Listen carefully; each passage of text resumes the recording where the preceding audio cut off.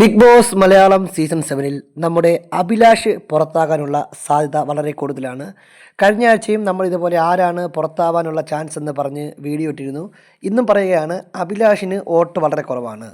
അഭിലാഷ്, ബിന്നി, ആകാശ്, അപമാൻ ഇവർക്കെല്ലാം വോട്ട് വളരെ കുറവാണ്. അതിൽ തന്നെ അഭിലാഷിൻ്റെ കാര്യവും ബിന്നിയുടെ കാര്യവും വളരെ ഡേഞ്ചറാണ്.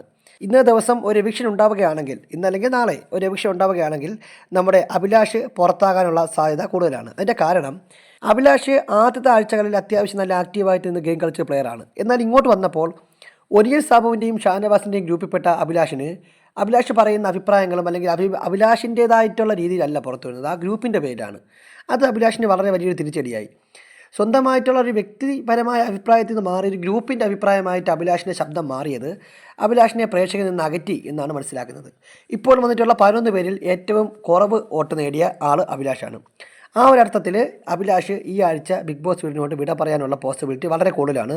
ഒരു 80-90% വരെയും അഭിലാഷ് തന്നെയാണ് രാവിലെ കിട്ടിയ അപ്ഡേറ്റ് അനുസരിച്ച്. ഇനി അങ്ങോട്ട് എന്തെങ്കിലും മാറ്റം ഉണ്ടെങ്കിൽ, അല്ലെങ്കിൽ ഈ പറഞ്ഞതുപോലെ എന്തെങ്കിലും ഒരു വോട്ടിങ്ങിൽ ഒരു ചേഞ്ച് വന്ന് വേറെ ഒരാളാണ് പുറത്താവുന്നത്, നമ്മുടെ ഗ്രൂപ്പിൽ അത് അപ്ഡേറ്റ് ചെയ്യുന്നതാണ്. അപ്പോൾ ഇത്തരത്തിൽ ബിഗ് ബോസുമായി ബന്ധപ്പെട്ട എക്സ്ക്ലൂസീവ് ലൈവ് അപ്ഡേറ്റുകൾ ലഭിക്കാൻ വേണ്ടി നമ്മുടെ ഈ ചാനൽ സബ്സ്ക്രൈബ് ചെയ്യുക.